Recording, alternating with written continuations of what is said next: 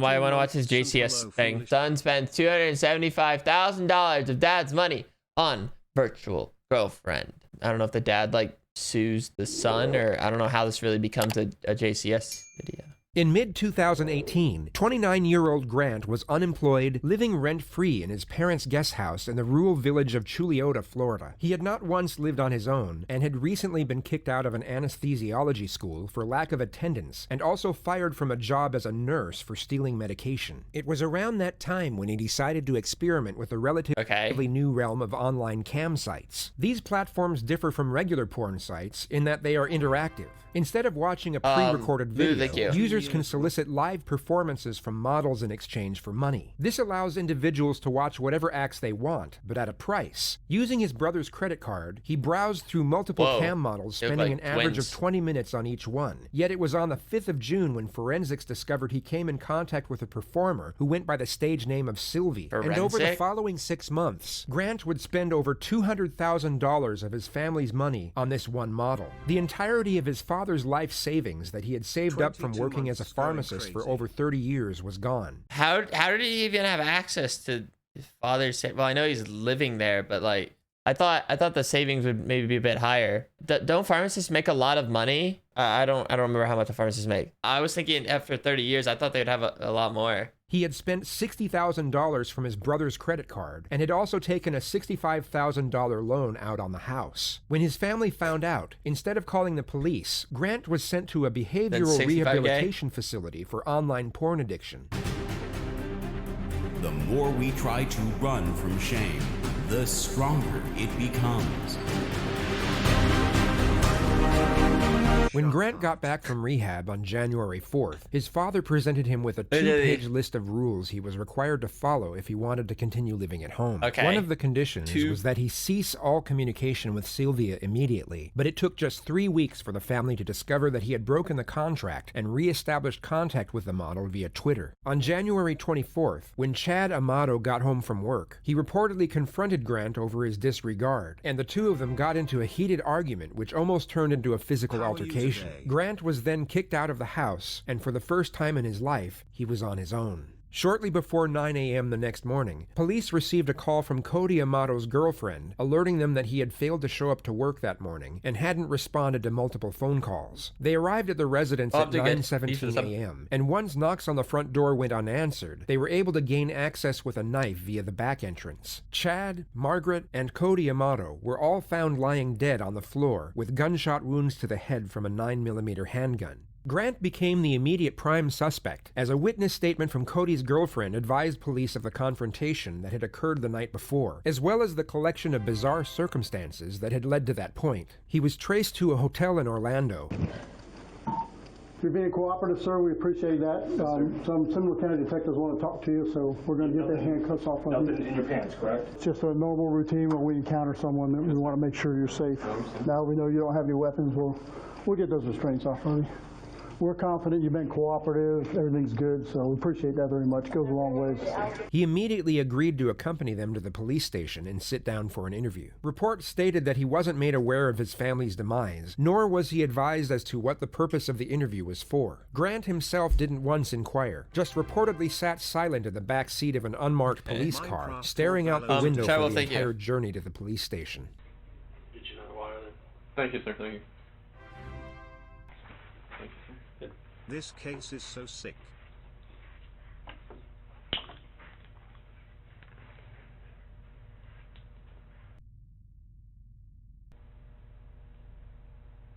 Hey, turn it up here. I feel like it'll be a little quieter.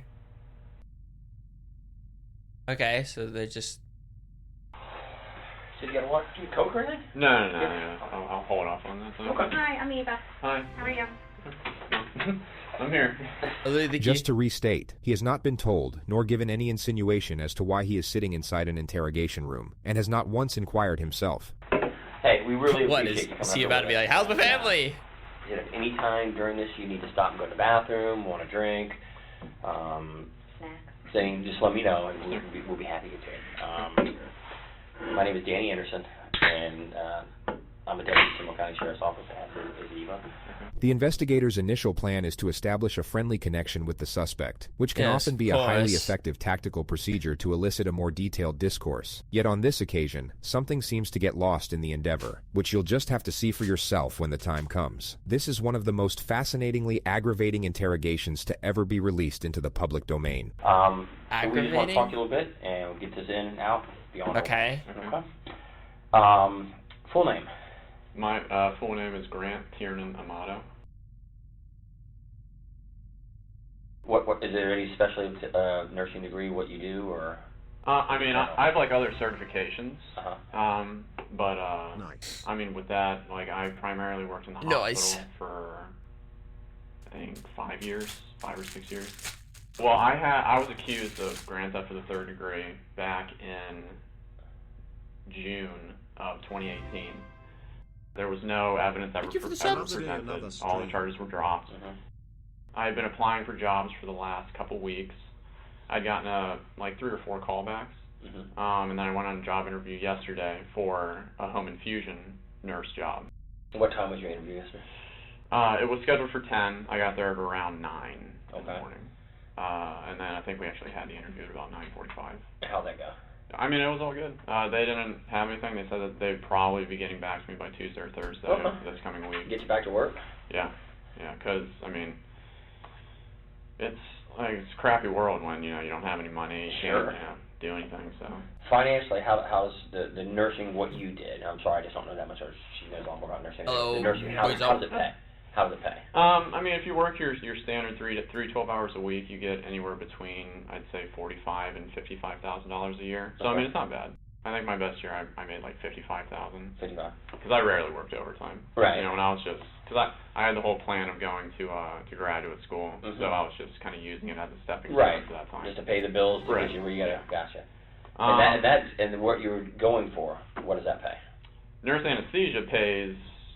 I mean, base like about 150 up to 175. Okay. Another month. Wow. High school. Where'd you go? I went to Timber Creek. How were your grades? High school and the first 2 years of college, I was A/B. So I guess like this first part, like what are they? It feels like they're just asking questions. They just trying to get him talking or whatever. Is that what the point of all this is? Because right now it just feels like this isn't like going anywhere. BC. You know, I was in honors in the major program for UCF. Right. Girlfriends. I had like my high school sweetheart girlfriend for about 5 years, and then ever since then, no like official girlfriends, no flings or anything like that. Dates here and there. Dates occasionally, but I mean not really. Kind of focused on like just getting through the life goals that I wanted to achieve. What do you like to do? What do I like to do? I like to watch anime. What is it? I'm sorry. Oh, sorry. I don't know what it is. I mean, I thought you said MMA. I'm like, okay, and then when you started explaining to it, I mean, I heard it. I'm like, no. It's animated. It's like cartoons, I guess you could say, but it's Japanese cartoons. It is in Japanese, and then they subtitle it. Yeah. You speak Japanese? I was going to say, do you understand? I don't. I understand a few words. We actually just went to, me, my brother, and one of my friends, or I guess friends from high school, we went to Japan. In fact, how long have you been out of work? I've been out of work for 6 months, since June. How did you pay? That's a lot of money for to be out of work. My brother. Oh, it is? Yeah. I think the only other game that we really played was Fortnite. What the subtitles say? Other hobbies, PlayStation, Call of Duty. But then that was starting to get to like. That's a big deal right now. Yeah. The younger Kids are all over it. And actually, yeah, during the time that I was So what year was working this as a then? nurse, I tried to do the whole Twitch streaming thing. What is that?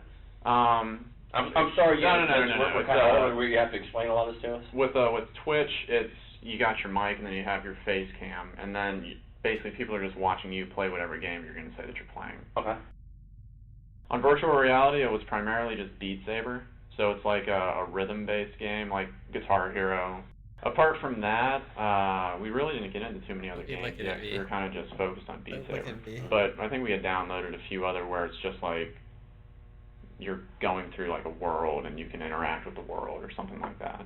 Close with your brother Cody? Let's talk about Cody. Oh, yeah. Me and Cody... Who's older, you or him? He is. I'm the youngest one. I'm 29. He's 31. Okay. My oldest brother, Jason, is 35 or 36. This feels like a first date. Cody. You know, we decided to go to nursing school together. We decided to go to the nurse anesthesia school together. A lot of people thought that it was weird because we did everything together and because we were so close, but...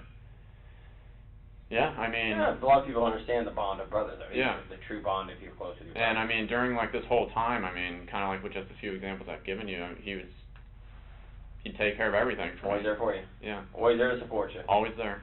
Yeah, did everything together, connected at the hip. And ever any issues really with him? No, like I was saying, during this last 6 months, it had been a very trying time. He would, like, have his moments where he would get extremely upset. Like, you know, he never gets violent, I guess you could say. But, like, at one point he got so upset that he, like, pushed a cabinet and then it, like, dented into the wall. Yeah, I mean, at least with me, he's always been, like, where he's there for me. Like, whatever it takes, regardless of what's happening, I'm going to take care of it for you. Tell me about your mom. Okay. My mom has, It must have been a bizarre sight for the detectives to witness, when a man who had just allegedly shot his mother in the back of the head gave a reminiscent smile when she was brought up in the discussion. She's always been it's kind of like Cody, she's always been the one that focused on me, and, There was always that friend. Were you the baby? You were truly the family baby? For my mom. What about Chiefs? Yeah. Okay. For my mom. Mom's favorite? Yeah. You know, countless times my dad would, like, come up to me and he'd make, like, me feel, like, he'd try and use things and word things to make me feel guilty so that I would, you know, do everything that I can, like, get a job. Almost like a motivation? Right.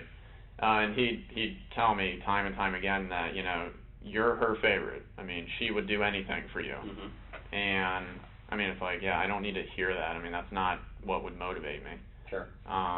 But no, with Mom, I think we yelled at each other a grand total of like 3 or 4 times my whole life. Okay. Never any issues. I mean, it was always, like, if there was somebody that I could talk to and, like, Cody wasn't available, I'd always talk to my mom. I'd always let her know what's going on. Yeah, I mean, she would help me out through anything. Okay. Tell me about Dad. Dad, what does he do? Dad's a pharmacist. Okay. He works for CVS. He's been a pharmacist for, I think, 35 years or so. My dad was a very, like, angry, violent type person. Overbearing? Overbearing. You know, like baseball practice, it'd be like for 4 or 5 hours, and he's hurling the ball as fast as an adult can, and we're like 7th to 8th grade trying to. Is he saying was? Belittle you? Was he? My dad was a very, like, angry, violent type person. Overbearing.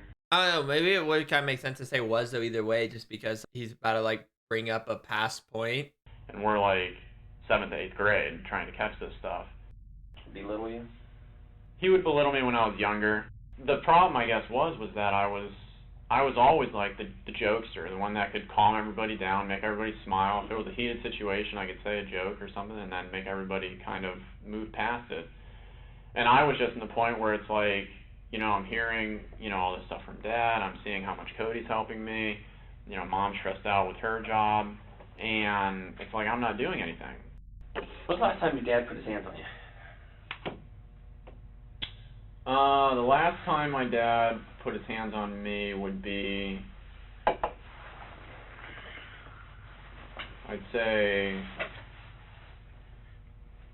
kind of the middle of December of 2018. What happened? It's because, you know, with all the money that had been getting spent and... Just to be clear, the cam model has not yet been brought up in the discussion. The money being spent, in this context, would simply be his living expenses. I guess just a mix of everything that I've been saying, just kind of boiling up in him. And the fact that I was, to him, it seemed like I wasn't concerned about it. So, and then plus I was, you know, I wasn't acting like myself with the jovialness and, you know, sure. all that kind of stuff. My father chose to admit me to like a depression or an addiction clinic or something like that in Fort Lauderdale called Cornerstone. When was that? That was December 22nd. Okay. Until I think January 4th. Did you agree to go? I didn't, but they said that, you know, this was He really your did only... describe himself as jovial. My dad. Okay. Jovial. That was in Fort Lauderdale? Yes, yeah. Did your mom agree with it? My mom and my brother both agreed, but it was my dad who was like the iron fist, like, this is what's going to happen. Like, you know, he can't... Why did he say you needed to go? What was his reasoning? Because with the way that I was acting, he didn't see that I was doing anything for, like, the positive. You know, and a lot of it just came back to money with him. He would like allow me to spend money that he had like with his credit card. Wait, or I something forget. Like that. So at this point, do they know about the cam girl? Like during this interview? Yes. Okay. I wonder how this quickly they already knew about that. But it's like then whenever I did, it was like a huge problem. Okay, so you had one of his credit cards. Yeah. And what were you buying with it? Well, what I was doing is over the past. Okay. So they know, but he doesn't know that they necessarily know. Okay. 4 months or something like that. I've been talking to this woman online. Who's she? She's as embarrassing as it is. She's a cam model. A what? A cam model. Do Sorry. either of you guys know what that Nope. is? Just like all the videos stuff, you have to tell us. A cam model, it's like it's like a virtual girlfriend, I guess you could say. Okay. Like that type of situation. Mm-hmm. So a lot of the money went to her. Okay. Where's she at? She lives in Bulgaria. Where? Bulgaria. Where's that? Over in Europe. It's like Okay. outside of Germany. Okay. Something like that. You ever been there? No. Okay. It wasn't that serious. So Okay. what would you give her money for? Just for like the time online with her. Oh, okay. Yeah. So it was just like that type of thing. And what did she charge? $600 for like 5,000 or something tokens or something like that. So and then it was 4 hours a night. So I mean that's basically just where all like the costs went to was you pay real money for the tokens, then you use the company's digital currency for that. So you really did. I'm not like super familiar. Like, you know, we already know my geography's not too good. I don't know. It's kind of funny they asked like, "Where's that?" It just like, I'm just trying to think like. You do this, and when did you meet her? I met her at the beginning of July. Yeah, at the very beginning of July. Okay, and still talking to her? Still, yeah. I mean, more just on like Twitter, like Okay. just through direct messaging. Again, cell phone service doesn't work, so it's like I can't use the chatting like that. How much do you think you spent on this? Because it seems kind of pricey. Yeah, probably close to like $200,000, I'd say. $200,000? Yeah. And where'd the money come from? Money came from me, my brother, and then my dad. Did they know where the money was going to? They didn't know that it was going to a cam model. What'd you I tell was them? saying that it was going towards my Twitch streaming, like advertising, like putting my name out there and that type of thing. So I guess to like bring it all back with why I was brought to Cornerstone, it was a mix of all of those things. It's like he felt like, you know, he felt like You need to be grounded. yeah. And That's like crazy. so then I was there, you know, I spoke to like the therapist and psychiatrist and all that stuff. I didn't need any medications for anything. They had analyzed it as this is an isolated event. You've been out of work, you have this PTSD from the whole getting arrested thing, and I mean, the last thing on my record was, I think, a speeding ticket back when I was at UCF. They had signed me up, I think, to be there for 60 days, but then I was only there until January 4th, so... Who paid for that? My brother, Cody. What was the cost of that, you know? $15,000. So their final diagnosis of you was what? That I was fine. That... Didn't need to be there. Yeah. That I was fine. I told them all about like my living situation and how it had been stressful, and then it got better, and then now it's just stressful again. But they had all just said that it was just this isolated Just event. situational PTSD from... Right. When I got back, that's where my dad started to get really kind of overbearing, and I mean rightfully so. I know what I did, but it's like with him, it was every single day, hours a day, excuse me, hours a day. He'd come home from work, and then he would just talk to me just about the same exact thing over and over and over and over and over again. When was the last time that you and your dad did have, you know, a heated conversation? It would be Thursday? Thursday. 2 days ago, day of murders. Okay, so 2 days ago. Okay. Because one of his rules was that I wasn't allowed to talk to the woman anymore that I had been talking to. But I guess you could say behind the scenes, my mom would let me talk to her through her cell phone using Twitter. So yeah, anyways, on Thursday, he had apparently found out that I was speaking to her again. You know, it wasn't really my intention to continue talking to this woman, but it just kind of happened. And then because there was like that emotional connection, I guess you could say, between her and me, like I like, you know, it felt like a relationship. You know, I didn't want to just stop cold turkey on it. So Thursday, you're home all day. Yes. With your mom. She works at home. Correct. Yeah. Your dad's at work. What's his normal work hours? He works until, I think he had to go in early that day, because he had to start like doing overtime or something like that. And he normally works though from like 5 or 6 in the morning to, I think he gets home between like 5:30 and 6 at night or something like that. What time did you get home that day? He got home at like 5:30, and then he came in and then he asked me in a calmer state, I guess you could say, like basically the leading question of, you know, why do you think we're about to have this conversation? Giving me, I guess, that opportunity to be honest and truthful. I'll be curious to see, like, when does this interviewing get, like, bad? Because right now it seems like this isn't too bad. Started off, you know, boom, and now, like, we're kind of just transitioning to it a bit more. So I'll be curious to see where does this just go wrong. To maybe tone it down a little bit. I, of course, did what I always did, where I kind of didn't admit to it. And then he came out and he told me that I had been doing that. He had proof. Yeah. Have an argument? Yeah. He kind of, you know, pulled me up from the couch, and then he was yelling at me to pack my shit up and just get out of the house. That he was the one who had to be the hammer, and that, you know, why am I making him have to go through this, and all this other kind of stuff. Okay. I had my argument, and then I'm packing my stuff. I'm, you know, taking it out to the car. It took me like a couple hours to get as much as I could, just kind of out into there. So I left. Okay. And then. What time do you think you left about? Okay, actually, thank you, Curly. 9 or 9:30 or so. He goes on to state that he met up with his brother soon after on the side of the road. And what was the conversation?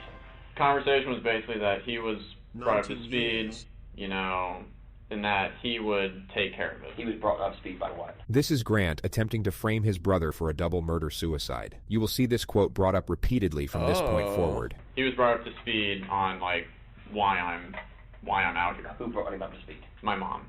Oh, so she talked to him? Yeah. He told you that mom had talked to him? Right. Do you think that's why Cody left work? According to Grant, Cody had left work a few hours early to meet up with him on the side of the road. Cody had indeed left work early, yet it wasn't to meet up with Grant. It was later proven that while Margaret Amato was sitting at the computer sipping on a glass of red wine, Grant shot her in the back of the head. He then lay in wait for his father to return to the house, then shot him twice in the head as he entered the kitchen. Cody then received a text from his father's number, asking him to come home urgently. Forensics believed that he was very likely pleading for his life soon after he entered the front door. He was found by police with a gunshot wound to the face, lying in the fetal position. His credit card was stolen, with a purchase made to a campsite for $600 and estimated 30 minutes later. I mean...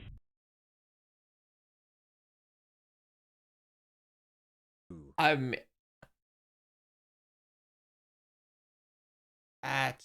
is just, oh, what the fuck?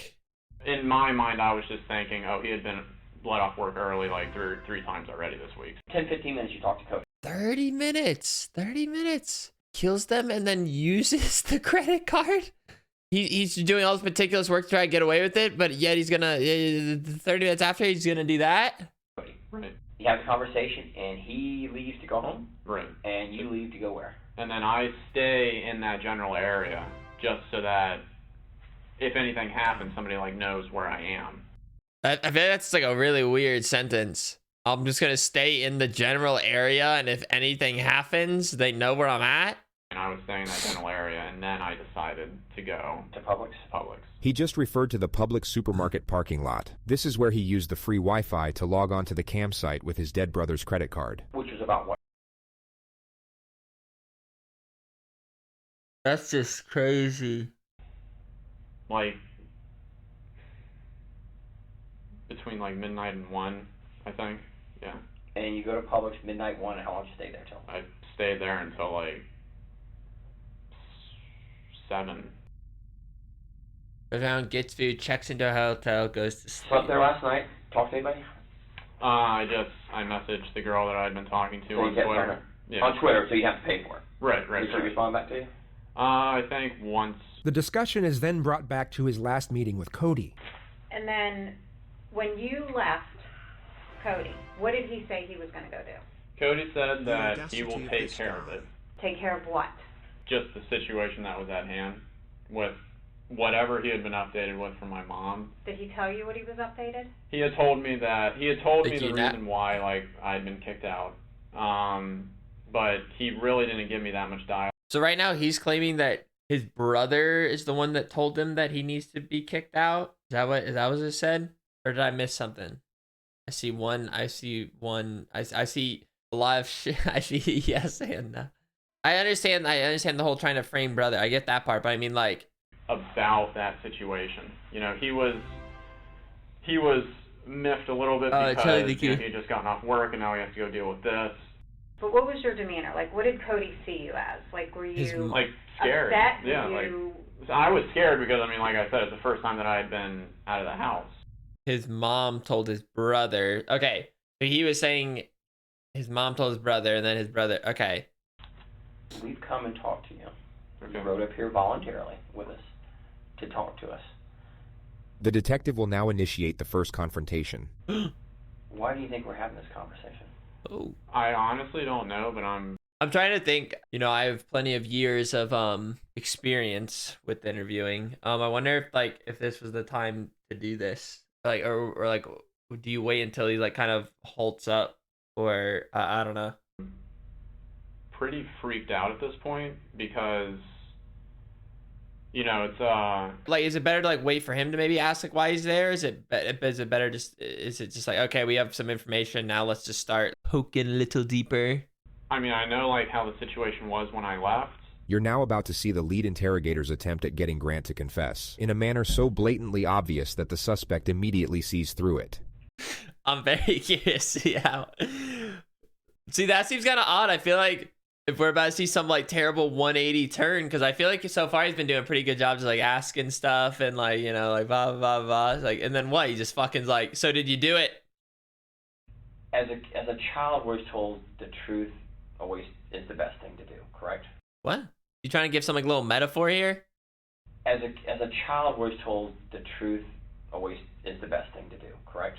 As the child was told the truth always, is he just already saying like it's best to tell the truth?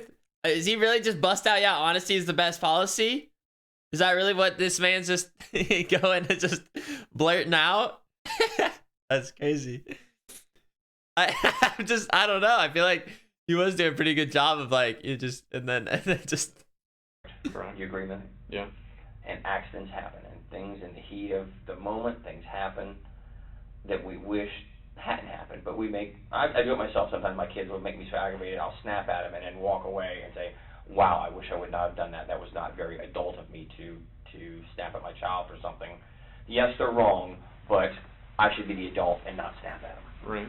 Wait, that's insane. He hasn't even like begunly remotely even brought up like anything bad could have happened. And now he's just trying to like fucking guilt trip him? Do you think you're gonna guilt trip this guy? Fucking you got a cam girl 30 minutes after. Honesty's the best policy now. Like, what do you mean?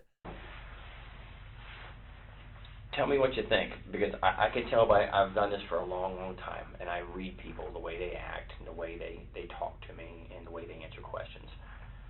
There's something you want to tell. Like, I feel like this is something you start doing like deep into it after like maybe like you're going in circles or something and you're like starting to crack at him, but he's not quite. But like you haven't even like brought up anything that's happened and you're just already like trying to crack him. Tell us.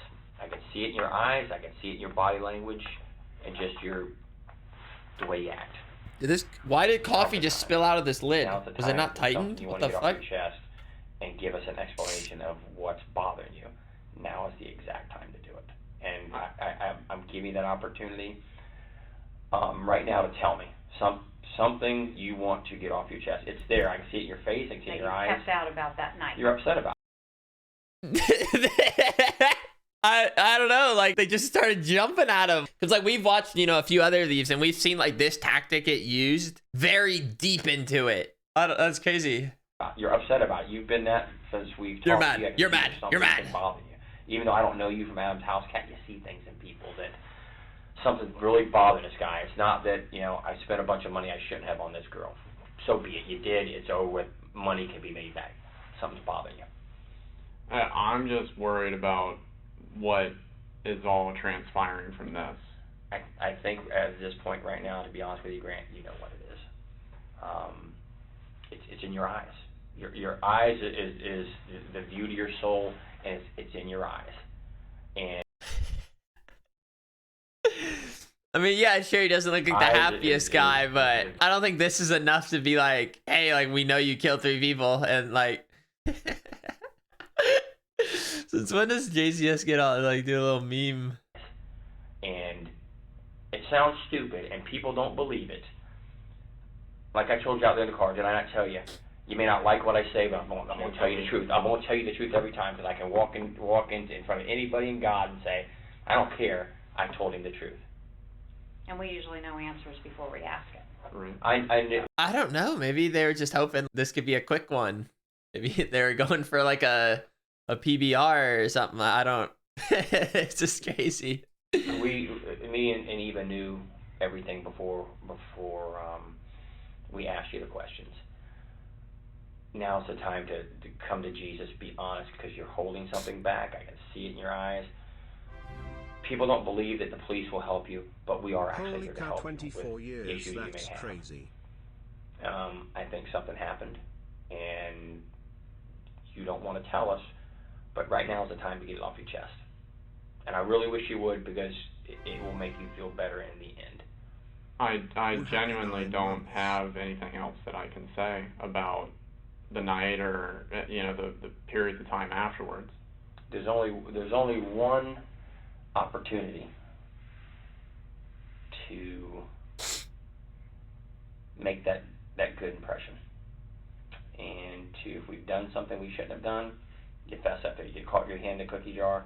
Detective Dan's approach here is so incredibly outdated and predictable that it actually seems to boost the suspect's confidence. It's the detective, in fact, who gives off a nervous disposition. He'll begin stumbling over his own words while simultaneously mixing up his analogy. Dude, he just keeps throwing in like fucking metaphors. Got your hand in the cookie jar. I mean, like I said, I think we all agree that this approach has been terrible. I can understand like why he keeps using these lighthearted things, just to be like, hey, like you just murdered a few people. Like, come on, got your hand in the cookie jar. Just admit it, so we can just get on with this. Which never made a great deal of sense to begin with. You do it. Now, is there anything else that happened at the house that you didn't tell us, that you've left out, or we haven't asked you, that would be of importance? Or during the time that you drove around for those 2 hours? Woo. Did you ever really go back to the house that you haven't told us about? You'll also notice the female detective interject with something useful every now and then. But unfortunately, she's not the one leading this interrogation. That would be the detective who keeps bringing up Jesus, to a guy who just murdered his family to go jerk off in a parking lot to a Bulgarian cam model. I know things that you don't know, and honesty will get you all the things I can do for you, to be honest. I can't deal with someone who lies to me, right? But I'll deal with someone. And I can't deal with someone who lies to me. Now confess to Jesus. Help them till the end, no matter what. Believe it or not, that's just me, and she'll tell you. It's what it is. I'm going to be honest with you. I'm going to say if I can do something that can help you, I'm going to help you, because every one of us make mistakes and do things we shouldn't have done in the heat of the moment to protect ourselves or to protect somebody else. It happens. Now he's playing, like right now he's playing like too good of cop. So what do you think happened? This isn't even like good cop, bad cop. This is just like... I think that there was something that obviously happened at the house. Tell me what happened. I don't know what happened. I know better. Listen to me. I know better. I can help you, Grant. with honesty. I can help you with honesty. We think something else happened before you left the home that you're either afraid of or embarrassed to talk about. But we need to know. Would they be allowed to lie and just be like, hey, there's a camera across the street that saw you do it. You walked out of the house with a gun. Like, they can just say that, right? Or no? Would it be, I know they can like lie, but can they tell that kind of lie? And then if this person admits to it, because this might be used like in court, like with that, could it still be applied? To know exactly what happened, because like Danny said, we can place you there at certain times. And so we need to know what happened like that's what I was saying. Like, when's entrapment? Like, when does that apply? Left that house, because you didn't leave with everything being okay. I honestly, I don't have anything else that I can really say. I mean, I don't know. Do you even know why law enforcement got involved? Like, what brought us to that home? No. Once you start telling me something that's truthful that I know, then we're going to have a conversation of exactly what happened. I mean, you're a smart guy. You know something's happened at your home. You have law enforcement here. You haven't heard or gotten any emails from your family. I'm just scared as to what the answer is. Well, you need to help yourself by filling in the blanks of what happened that night so we can give you the answer. I'm thinking. Did anything more happen with you and your father besides him grabbing you up from the couch and yelling at you and kicking you out? Anything at all? Did he harm you, hit you? No. Draw any weapons on you? No, he didn't do anything like that. I mean, he was just yelling. This is the time to come to Jesus, to be honest. This is the time now. If there was ever a time, it's now. So this is good. This is good. They probably got him trapped right where we want him. I mean, like, surely this approach has worked for him before. Like, there's no way. Because you know more. I'm looking in your eyes. Your eyes tell me exactly that you are hurting inside. I get it. Brother, I get it. You're hurting. And this is the only time we can help you. Because once we get to a certain point, there's nothing I can do. It's in the hands of you. I can see it. Nothing I can do. Your eyes. Honesty is always the best policy. You get caught stealing a car, you admit to it, I did it. How can I get help? What can be done to help me? And let me tell you the rest of my story. And if something happened that you were defending yourself, then we need to know that. If you were protecting yourself because you were in fear, then that makes sense. But we need to know exactly what happened for you to protect yourself. You can't minimize this. Once, a wise man told me one time, once a bomb goes off, you can't defuse it.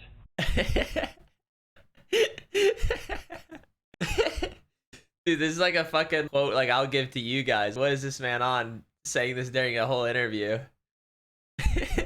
Once the bomb goes off, you can't defuse it. Detective's wise man friend was clearly a specialist in nuclear fusion, yet most people would already comprehend that a bomb can no longer be defused once it has exploded. You can't. That's already out there. Now is the point to say, how do I put Band-Aids on myself to minimize the injuries I have? And we're giving you that opportunity. Because the bomb blew up, so you're going to need those metaphorical Band-Aids to minimize the injuries. So, did you do it? The opportunity. I don't think you're a bad guy at all. I really don't. The male detective will now for some reason focus on Grant's flaws and the overwhelming embarrassment of the cam girl situation, which is basically the exact opposite of what he should be doing. He seems to get confused about what he's trying to achieve here. He carries a sympathetic tone while essentially roasting the ever-loving shit out of the suspect. This is awesome. I think you're going through a very stressful and emotional time right now with being out of work and just dealing with all the problems with the arrest.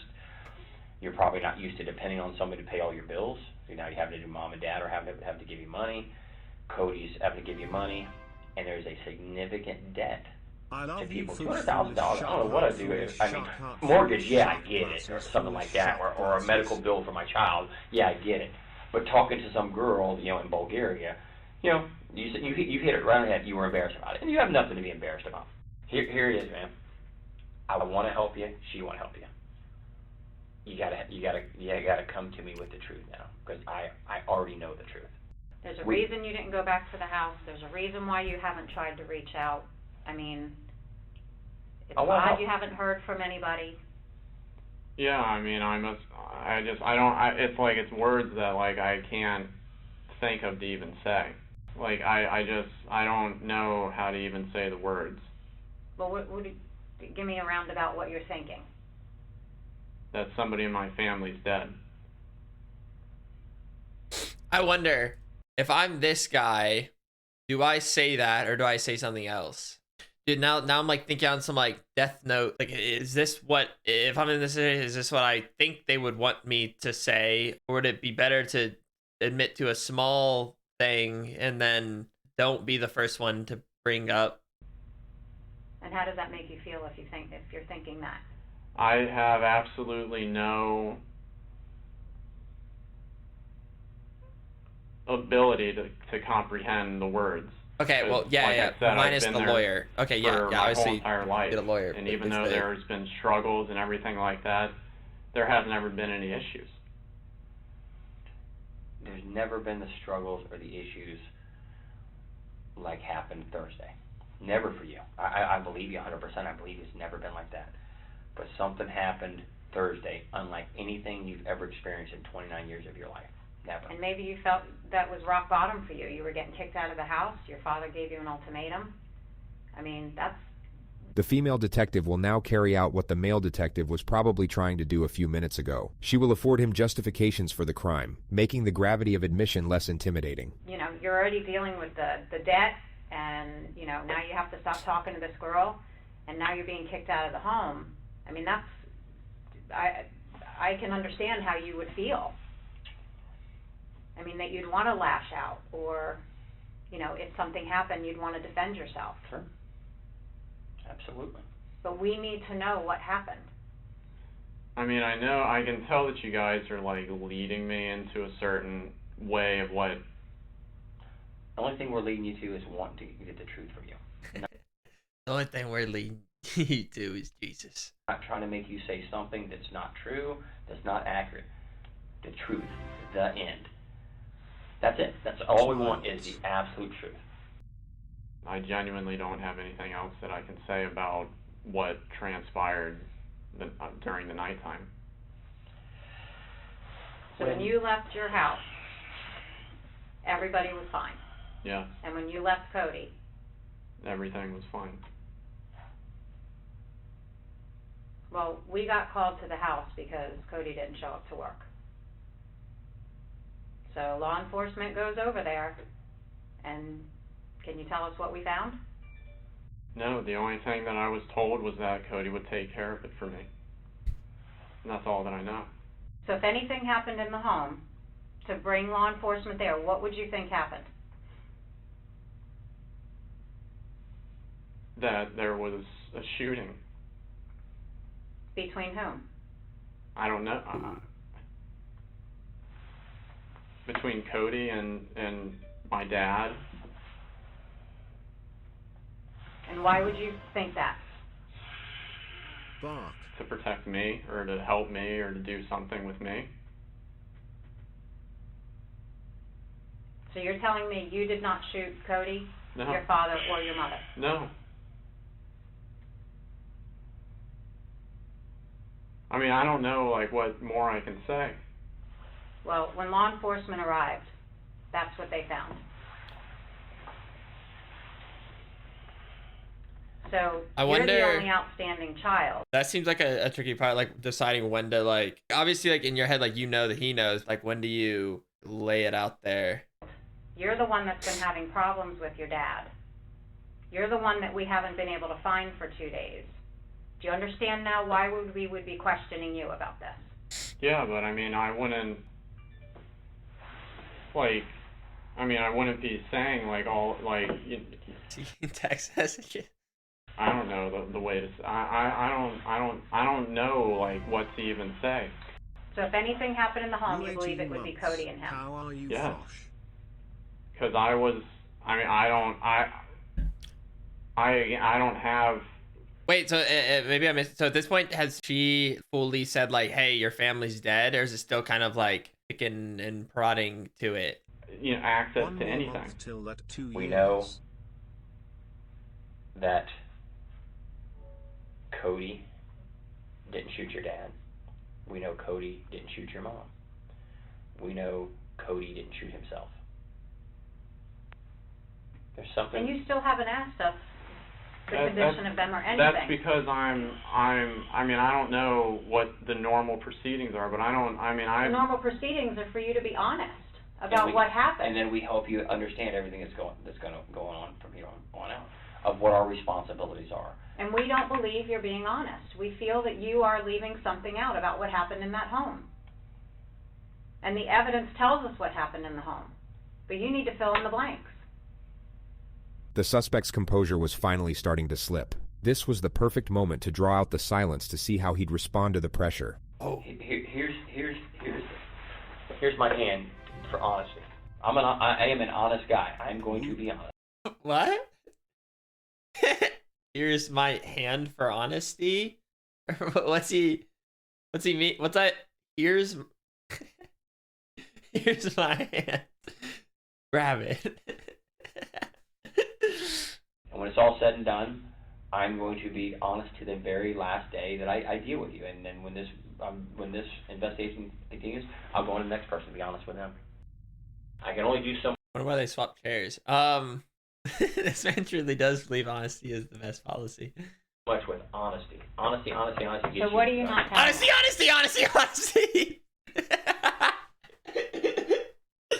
What is he on about? He's about to start getting upset. Dude, can you just put your phone on silent or something?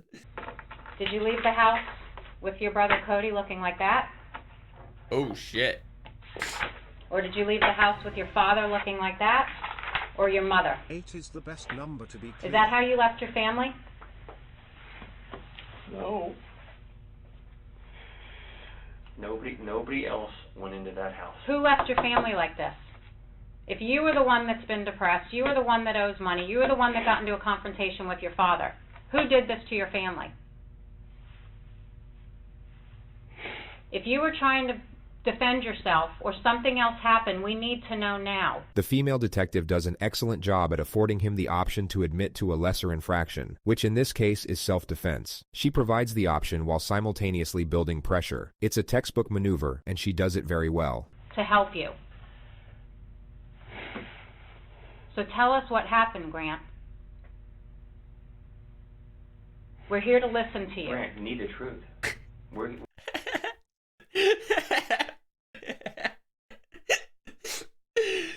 We need the truth. Be honest now. We're here to make this right. You gotta tell the truth. It's on the tip of your tongue, my man. I get that. Did your father go after you and you try to protect yourself? No, I didn't do any of this. Hey, I know. Video surveillance tells me everything that happened this night. I'm telling you. Of people that you'd be surprised who in your neighborhood has video. And I know. Hey! That's what I was talking about. But there's only 4 people at this house during this time. 1, 2, 3, 4. Tell me.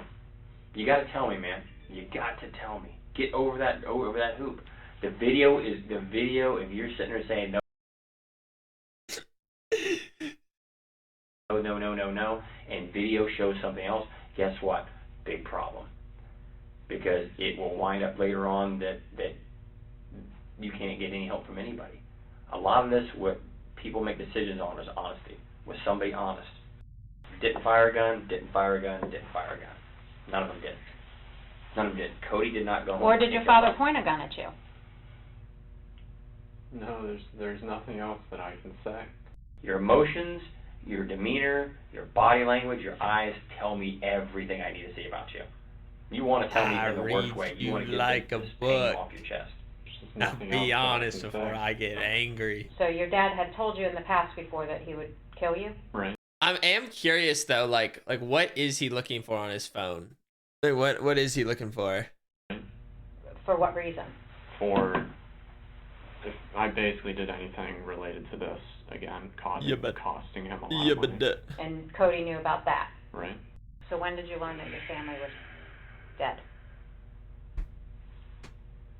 Looking for more metaphors. I had been worried since last night when I was just in the hotel, but I knew when you guys told me. I mean, like, I knew when you guys had told me. You already knew, though. But I had... You already said... You knew. At any point, did you feel like you needed to reach out to Cody and see if he was okay, or...? I just didn't want to call anywhere. I just didn't want to know. We understand your father was abusive, and we understand that he was the asshole. And if he threatened you, that he was going to kill you when you came back, you were probably in fear, were you not? So did your brother come home to try and defend you, and then this gunfight happened, and you got so scared that you left? This version of events would obviously clear Grant of any wrongdoing. The detective is hoping he takes the bait so that he changes his story, and can then be placed under arrest for lying to police. No, I mean, I had left when I had said that I had left. I just don't know where else to go to get you to come around, because it does not make... Yeah, at this point I am curious, like, what can you say or do? Because they've tried the, hey, we got cameras, and then it was like, hey, like, you can get off of this with the, or like...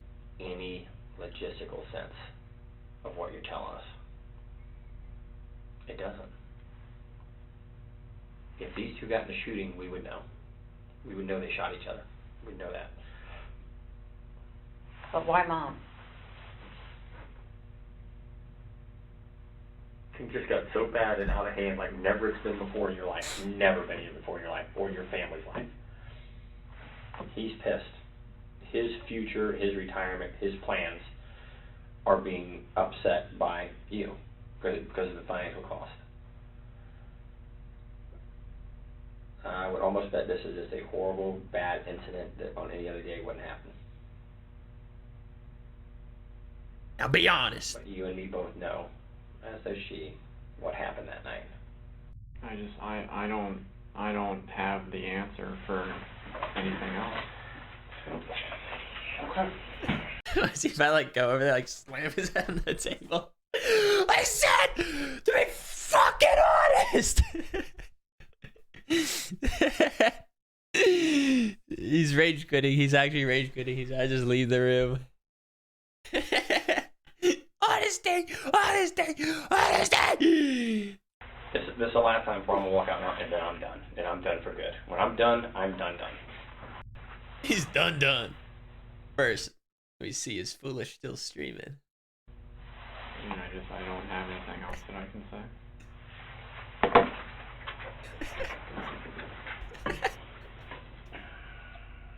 Do you not feel bad for doing this to your family? I mean, I've been getting blamed for the last half a year for everything, and I've been trying to move forward into a positive direction. And then every day I'm reminded of all the trouble that I had caused. I wonder where he's looking, or is he just trying to like pull off like an I'm being angry told at the you? same thing over and over again, but there's nothing that I can do to change it. Do you regret doing this to each one of your family members? I didn't do that to each one of them. Here, you sit in my seat for a minute. Oh, here we go. Sit in my seat. Get out of it. Here, sit right here. Come here. Sit right here. Get out of that seat. Sit right there for me. The suspect still isn't sitting in his seat. Yeah, I was gonna. What did happen here today? I feel like it didn't really change too much. Maybe like he sits over here and then he was gonna go over there and like really try to get this metaphor going. It sounds like he's not gonna do anything with this whole switch seats. Two things. You're a guy swimming out in the middle of the ocean, and we're going to give you one of two things based on... Never mind. This metaphor continues. Based on you. You can have a life preserver to keep from drowning, or you get the boat anchor. Which one do you want? So we will give you whichever one you ask for. the life preserver. I'll take the floaties. No, I want the life 1 year preserver that foolish I said everything foolish that I Dude, I just knew he was gonna answer it that way. I'll take that life preserver you're talking about, but like I didn't do it. You want it, and I believe you do, but you have not said everything you did. But you haven't earned your life preserver. We asked for that life preserver. I can't give it to you. I can't. Once I cross. Oh, now he's devastated. Once I cross the line, I gotta step over. Can't do it. Won't do it. Think about that. I want to talk to her for a minute. Think about the last life preserver I can give you. Take a few minutes just to reflect on it, and then we'll come back to you in a couple of minutes, and then we'll go from there. And what happens is what happens. Fair enough?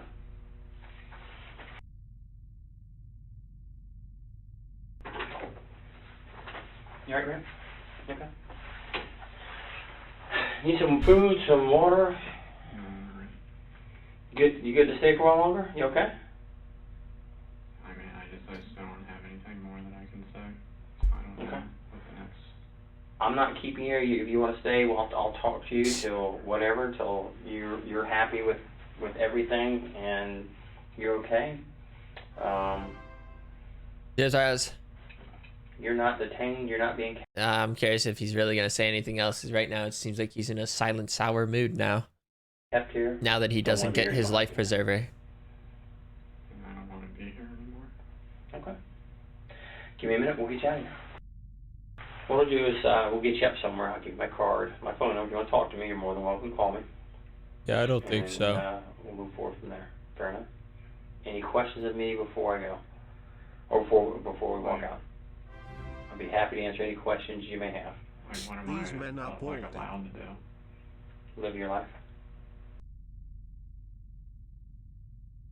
Hey man, we're right there at it. Jason's here. It's going to be a few more minutes. What I need to do is just for our investigation, get some pictures of you. We're going to collect your clothing. As soon as that's done, we'll get Jason here to talk to you. All right. Live your life.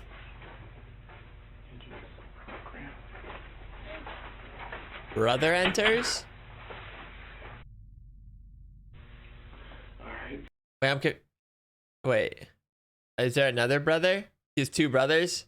How's this just now being like, they did say it and I just missed it? I guess I just forgot about it. Oh, okay. My bad. Sorry.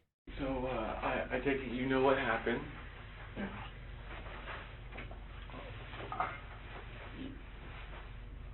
I'm gonna ask you plain out. You are not part of it anyway. No.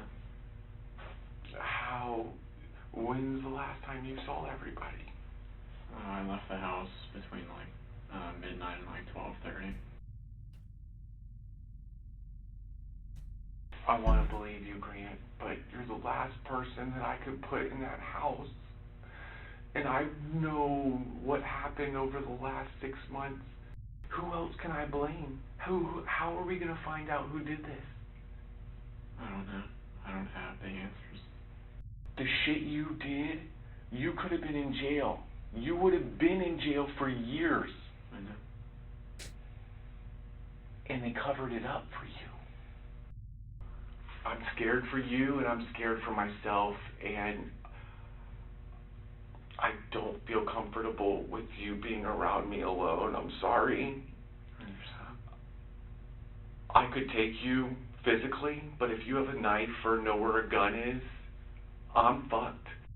I need you to be honest with me, man. I need to have closure. I was told that you would not have access to be able to contact this woman. Why do you feel the intent to still contact her? It was just the whole emotional thing. I mean, that's all Okay, that I can say. so are you saying that you love the woman? I feel like I did, yeah. Okay, you feel like you did, so you don't feel that way now? Well, I mean, now it's pretty much, I mean, it's not what it used to be, is all I can say. Because she's aware of what has happened in the last several months. Right. It hurt, right? Well, yeah. Yeah, because you can't carry that persona that you carried before. I do love you, though. Just remember that. Just like Mom, Cody, and Dad loved you. Nobody loved you any more or any less.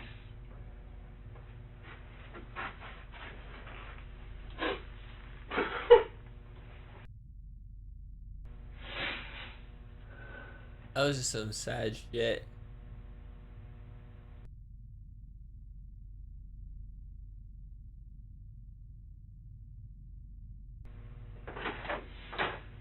You have anything else you need to talk about before we let you go? Because now's your time. You know that. Like Danny said, once you're out of here, there's no coming back from this. We're giving you every opportunity to tell us what happened in that home that you have not told us. So you're aware that when you leave here, you're not going to have any chance to redeem yourself and tell us the truth after the fact. I mean, but like all this is just some like guilt tripping still thing, right? Like that's just not how, like. I understand. And you're okay with that. You can live with yourself knowing that you're not going to tell us the truth. I've said what I can say. Okay.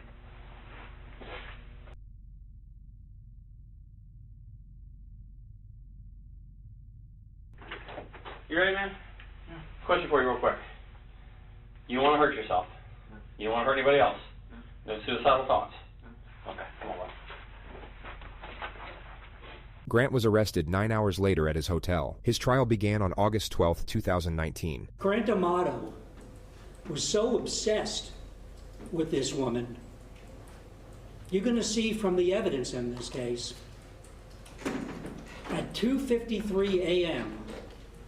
on January 25th, after leaving the house that contained the 3 dead bodies of his family, the defendant goes to a nearby Publix parking lot, logs onto their Wi-Fi, and uses his dead brother's USA checking account to pay $599.99 to get onto Sylvie's website at 3:02 in the morning. That's what this case is about. It's about his blind obsession with this woman, the end of the world as he believed it to be because of his family, and his absolute contempt for those that he held responsible. Verdict. We, the jury, find the defendant guilty of first-degree premeditated murder. Grant Amato was sentenced to life in prison without the possibility of parole. I don't know if there's like a difference, but when he been found guilty of 3 accounts of premeditated murder, or could only be convicted of 1, and then with the other 2 weren't necessarily premeditated. All the comments here just talking about just honesty is the best policy. Female detective trying to minimize the severity of the situation to calm him down and get a small confession. Male detective, there's no way to minimize this. That probably was like the most like haunting sentence, yeah, from the brother. I can take you physically, but if you have a gun, I'm fucked. It's like a really scary like thought from the brother. Okay, well yeah, that was just some real